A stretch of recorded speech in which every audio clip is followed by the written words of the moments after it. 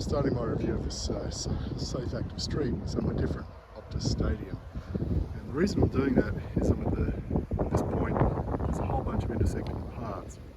So I've ridden around the river from the CBD.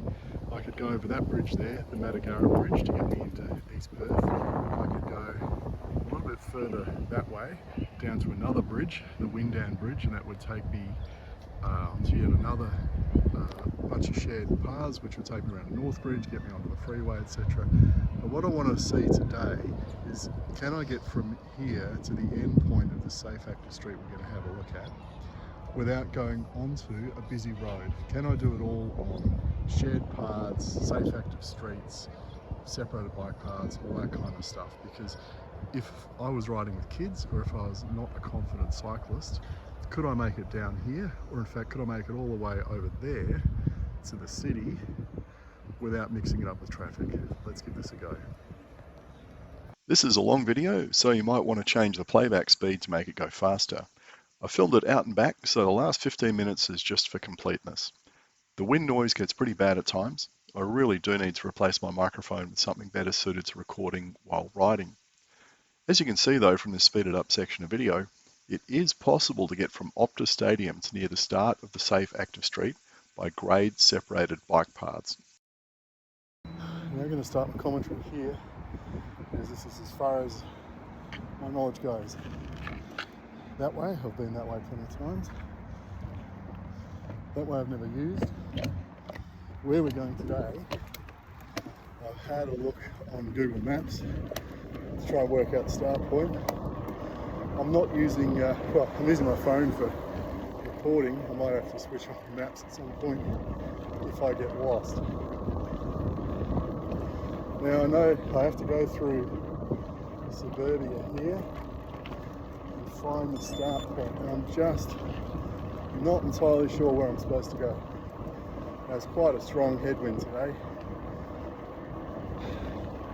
so I hope my microphone doesn't get too blown out. A lot of apartment construction around here.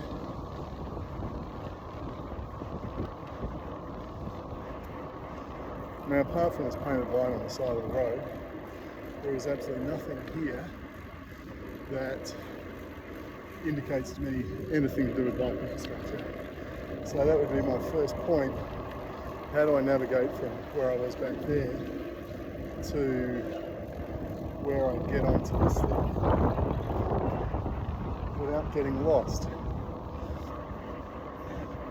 There's no signage, there's no pavement markings, there's no nothing. I know I need to go off to my right. Let's go to Hawkesbury and try this. Again, there's just zero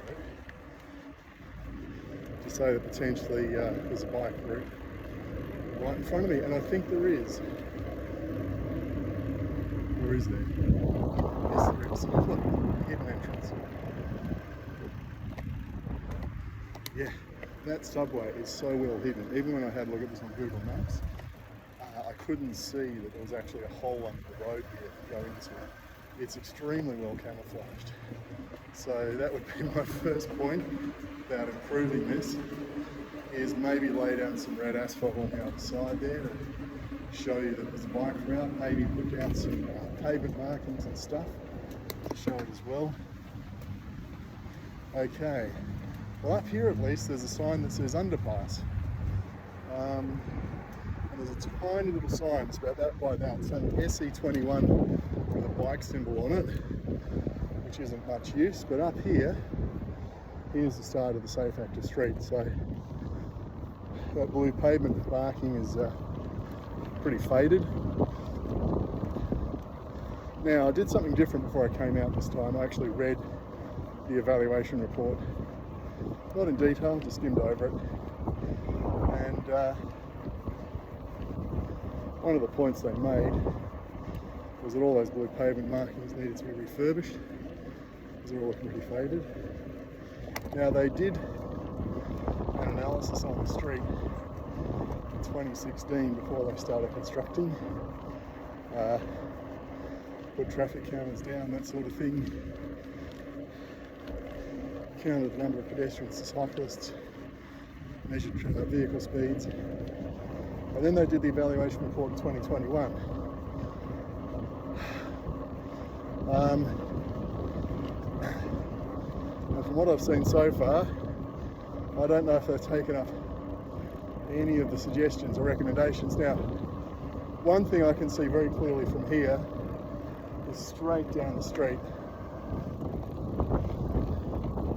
So when I did another one of these streets recently, there were a lot of kinks in it that were created by using a combination of red asphalt and pavement islands. Here they haven't done that. They've put in islands every now and again, but they're a long way apart. There is a speed hump between these two islands. We'll see what it's like.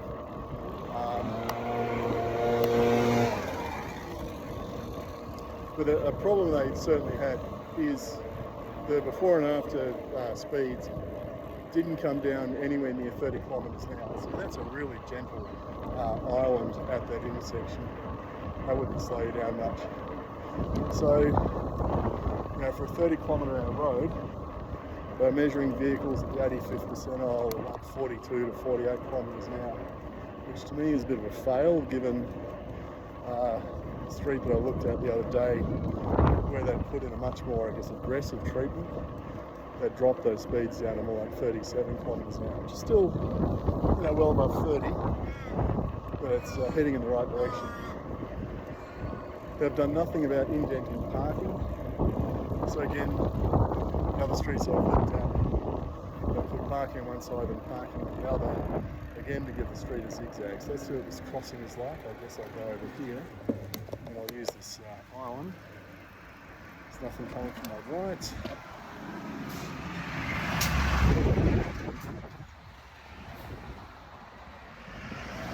Busy, busy, busy. At least they've put this nice big island in the middle. It's certainly wide enough to get 3 or 4 bikes across here. It's well as well. Certainly need it. I've got a park in front of me, there's a playground, some kind of council centre there, I guess. I don't know if it's a library or something or other. I like to test these ramps. There's another ramp there. Okay, you can see that pavement marking looks like it's been redone. It's quite bright, much better than the other one. What I do like is how they've put these cut-throughs through the islands so we can ride through. Very important point though, I guess, for Canada Bay Council about how this can be done. And remember, this street was built 5 years ago, I guess. And they had the sense to put these things in back then. They've also made use of yellow line marking paint over there to show that there's no stopping on that side of the road, as well as on, well, not all the intersections, it's missing here. So Nedlands area, for instance, on every corner around the curve, they put yellow paint down to say no stopping and an S with a line through it, which is quite good because, you know, it means people aren't stopping or parking within 10 metres of a corner.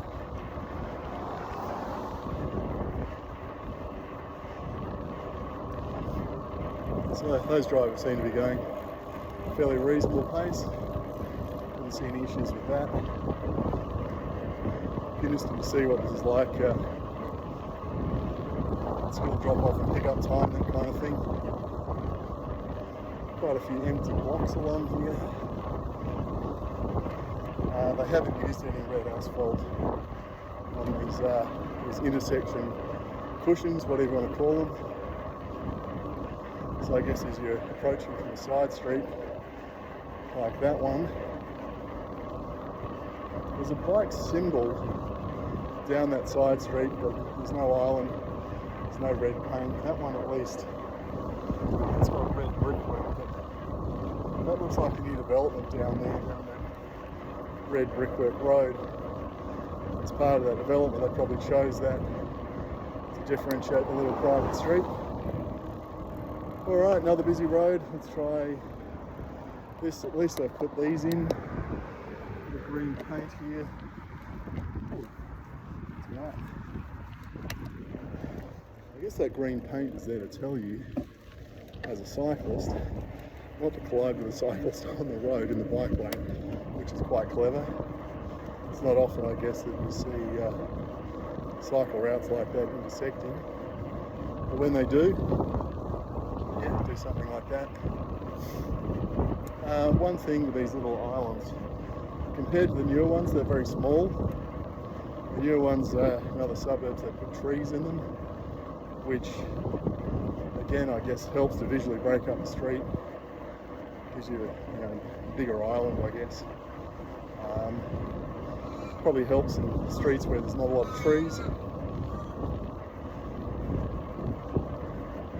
But just riding along here, it just still seems like a great big open runway. Very faded marking there. Again, this one's very faded. The one back there, I didn't see it, so I ran over it. Is that faded? Yeah, I mean this street looks like you could land a Cessna on it. It's that wide and open, which is not good for speeds. Because drivers just see this drag strip, and from here, I can see for, I don't know, half a kilometre, just this long strip of bitumen. Now it is broken up a little bit in places, but okay, here we go. It's a school.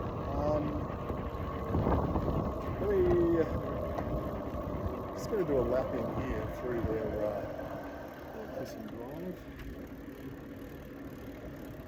This is good putting this off the street.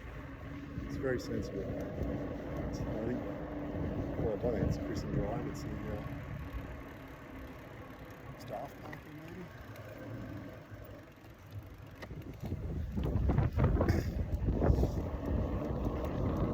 But I can't actually see a kiss and drive along the street. It's interesting. I don't know what the bike parking is like in there. I might just have a squeeze on the way back. Okay, I'm going to pull off here again. Ramps are a little bit savage compared to the others. Let's cross. Traffic looks alright in both directions. Oh, 40k sign there. I'll try this ramp. Yeah, it's pretty good. Okay, now they've definitely repainted this one. Quite very bright blue, that. Different coloured blue to the others. I've now seen 3 shades of blue used on the sides. The street's obviously been resurfaced. Why, if they resurfaced it in the last couple of years, why didn't they use red asphalt to break it up, give it a bit of a single lane aspect, I guess. Fairly narrow, they don't give you a hell of a lot of space in those chicanes, which I guess helps keep the speed down. The rubbish bins, please slow down, consider our kids. Well, I think the only way you make drivers slow down is you use engineering to force them to slow down. So here, it's a long distance from that roundabout to this intersection where there's looks like a fairly pathetic speed cushion. That's really not going to slow a lot of people down. Now there is a chicane, you see. Look at them, they must be doing 40 something. Barely slowed them down.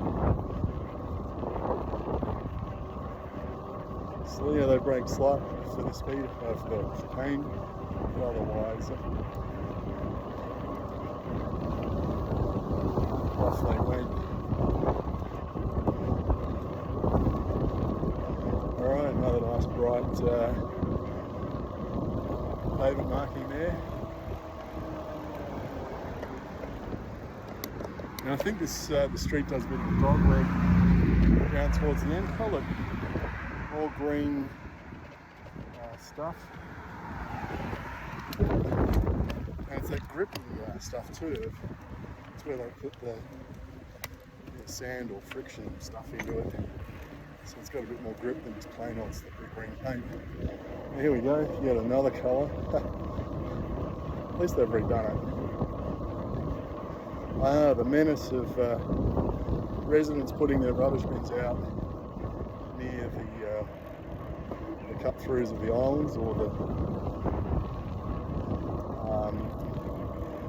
or the garbos, when they put the bins back, don't put them back in a sensible spot. At least there's an arrow there telling me to turn left. This is right though. Am I going the right way? Okay, well the bike symbols on the ground tell me I'm going this way. There's one back there that would have pointed me back up the road there. No through road. Let's see what's at the far end of it.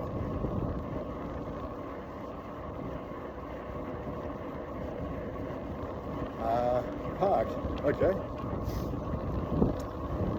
Playground, and there's a bike path here, okay.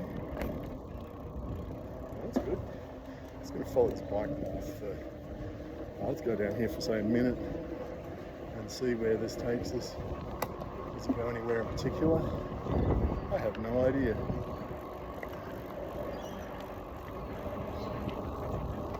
But okay, so that's good. You know, I think the question I asked back there at Optus Stadium was, could I get to the end of the safe active street without really having to get on a busy road and interact with drivers? And the answer is very clearly yes. Now I have no idea where this path is going to take me. I can see a road up ahead. I'm going to go up to this intersection and turn around, and we'll have a look in the other direction. It's obviously going to take about 15 minutes to get back. If you've seen enough, that's cool. This is really, I'm just doing this for the policy and planning nerds to see whether you think the street really works or not. So, given this looks like one of the early models of a safe active street, I guess you could say they didn't have all their design elements laid down at that time. Okay.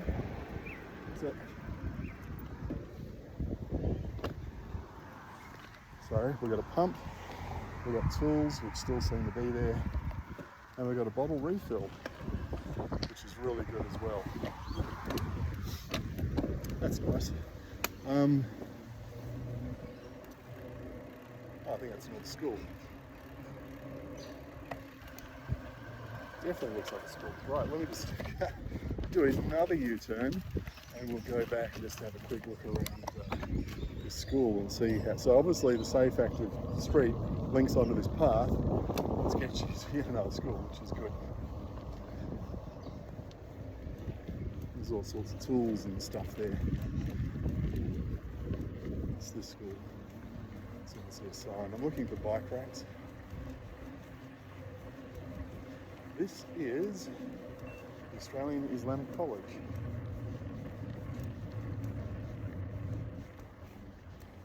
Nice big place. Okay, can't see any racks, but anyway. You can see at least that it's linking up destinations reasonably effectively. Yeah, so if I was a teacher here at the school, say a PE teacher, and one of the classes I taught was, we did bike riding as part of PE, would I feel comfortable taking, say, a class of 20 teenagers on bikes all the way down to Optus Stadium, East Perth, and then maybe even into the CBD? And I've got to say, as long as they were sensible at those crossings, yeah, I would. It's missing a lot of the modern elements, I think you'd say, of a safe active street. You know, the red asphalt, the zigzagging, the more aggressive placement of speed cushions and all the rest of it along the street. And look, I'm only here it's 12:30 on a Tuesday. Maybe, other days or other times of the day, it's really busy and chaotic and horrible, but you could see what it was like then. Hardly any traffic. Traffic was on it. It was generally slow moving. Well, not slow moving, but it wasn't going, super fast. It wasn't so aggressive that it scared the pants off you. And look, there's also plenty of room on the street for drivers to overtake. So, no need for them to get narky and be aggressive behind you. I'm not going to go into the park. It does look like quite a big park there. I don't want to turn this into an hour-long exposition. We'll see what the wind noise is like on the way back.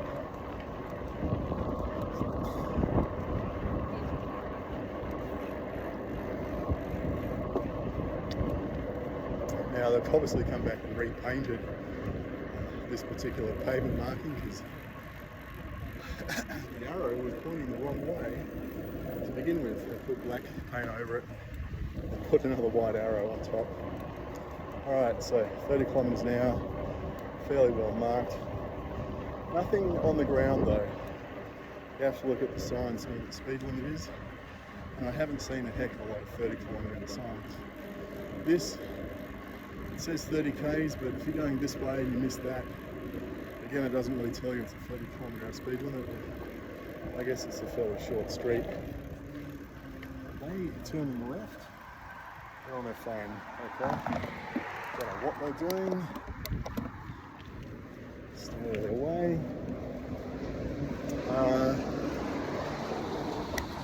Now, coming in here, I didn't see any 30 kilometre hour signs on poles. Obviously there's 30k sign on the road, but yeah, maybe one reason drivers are going well over 30 is it's not entirely clear to them what the speed limit is. If we go to Ruislip Street in Leederville, for instance, one of the things I noticed was there was just a plethora of speed limit signs. So maybe that's one of the things they have to do, is just maybe mid-block in each one of these sections put up a 30k sign or something just as a reminder. Alrighty, roundabout.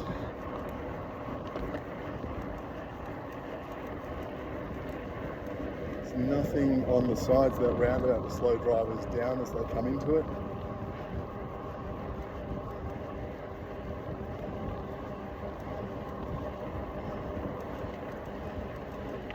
Cut-throughs are good. This is a nice smooth bit of asphalt, this. What happens now? Okay. Just going to stop and do that bin. Right. Now I've got 1, 2, 3, 4, 5 30 kilometre hour signs, one of them partly hidden behind a tree up there. But yeah, that's certainly a more aggressive placement of 30 signs to remind you what the speed limit is. I guess that's because it's outside of school. Those little ramps, the angled ones, not the best. It could be a bit wider. It would just be easy to goof on them. So that driver's just taking it easy, ambling along.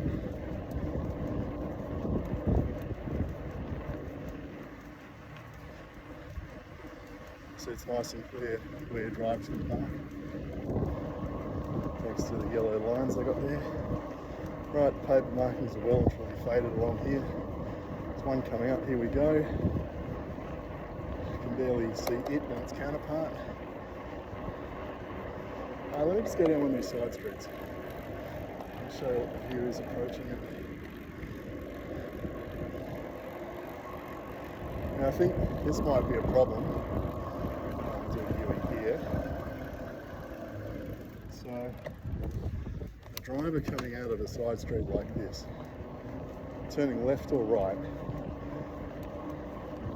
there's no indication it's a 30k street. None at all. No signs, there's nothing on the ground, there's nothing along here. So, it's entirely possible for someone to come out of a side street and think this is a 50 kilometre hour road. The only thing that's going to encourage them to slow down are these chicanes and the speed humps, where they're probably going to be thinking, why have they put chicanes and speed humps on a 50 kilometre hour road? We're going to try and lap through them at 50 kilometres an hour. It's not great design. And from here I can't see a single 30k sign all the way up there. I've got quite a lot of visibility. It's like a great place to park.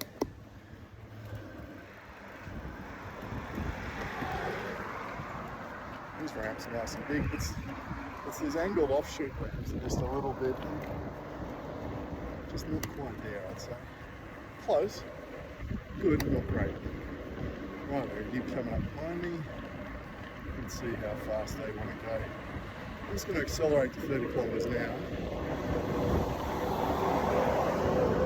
Yeah, so I'm doing 30. I must be doing 45.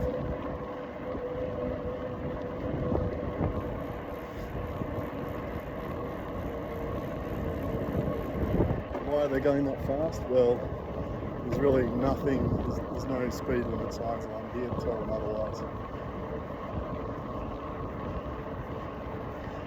Budget drivers in a hurry.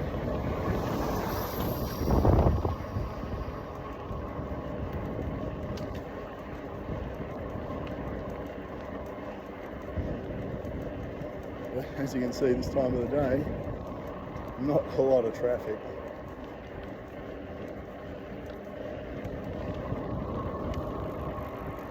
So anyway, the speed signs and all that kind of thing, and the use of that red asphalt, it was mentioned in the evaluation report as being a good thing to put in. Oh look, lots of basketball courts. How did I miss those last time? I was probably too busy looking at the parking. Why was all this parking here? Because there's a park here, basketball courts, a couple of kids with bikes, there's a playground over there, tennis courts that look very unloved and ratty, that's for sure. Community centre maybe, over there. Can't see what that is. Alright.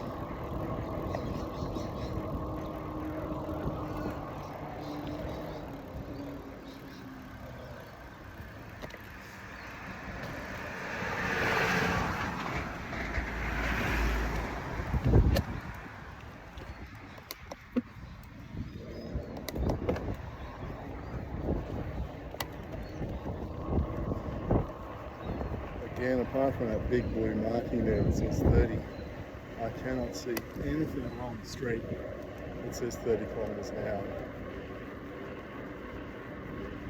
Nothing. Nothing at all.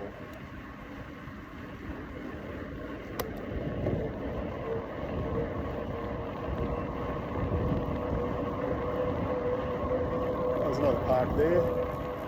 Another little playground.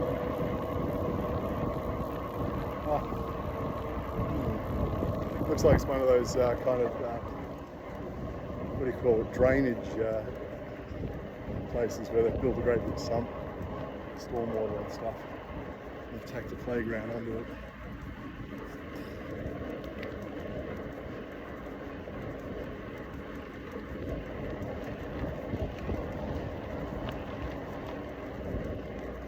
Now the interesting thing up the top here will be when I get through the underpass, what it's then like navigating back to the shared path which runs along Polly Pipe. For those of you from Perth, Polly Farmer Freeway. Polly Farmer was a great footy player. Of course they dug a tunnel, named it after him, came to Polly Pipe. Right, no through road, bicycles accepted.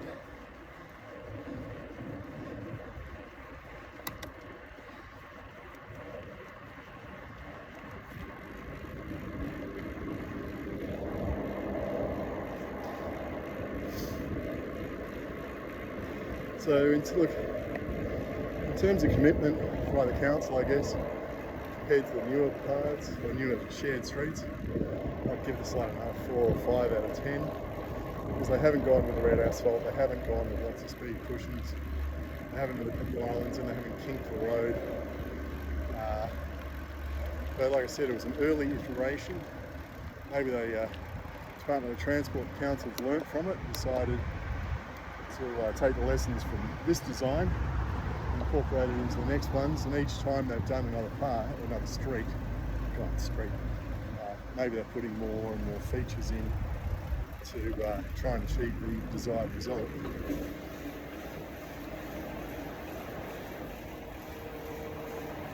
That's my guess anyway.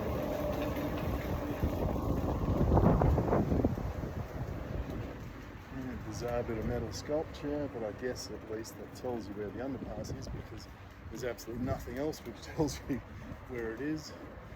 Pop that over here, and I'm just going to have to use the force, aren't I, to direct me where to go, because when I come out here there's nothing, there's no signage, there's no pavement markings, there's none of the usual red asphalt giving an indication of where to go. Maybe I could go straight ahead, maybe a shortcut. I'm going to go back the way I came. They haven't even got any bike symbols in these little painted lanes, so it's a bike lane. It's just a white lane on the side of the road, parking next to it. It's not coloured differently. Yeah.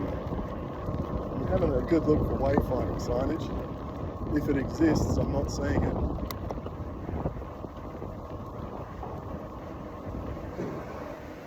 Plenty of apartments around here, that's for sure.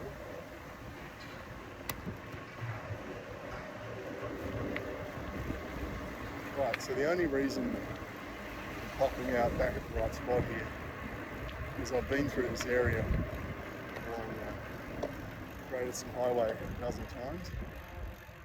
And I've been along the poly pike here maybe 20 or 30, so I know up to this intersection quite well. If it wasn't for that, I would probably be bafflingly lost as to where the hell I should be going. The signage is pretty crook. Well, anyway, there you go. There's another shared acre street. Like I said, this path will take me back into the city if I wanted to. In fact, I could keep on going through the city, go all the way to Fremantle, which from here is, I don't know, nearly 30 kilometres away, which is not bad going. What's at the other end of that street in terms of connectivity? I don't know, but look, it opens up everything around that street to being able to get to here, then to get to somewhere else, to get to somewhere else, to get to somewhere else. It's just the network effect I think is really useful. But yeah, I think as an early iteration of the Safe Active Street, it shows, I guess, why a lot more work had to be done to put in more and more features to just keep drivers from screaming through the no-pass speed. All right, that'll do. I'll go back and do another. Where am I going to go next? I've got to go back out to Bassendean, I think, and film that one again. I've only got the footage from the crummy old camera and I didn't do a commentary to it, so might get to that one in the next couple of weeks. See ya.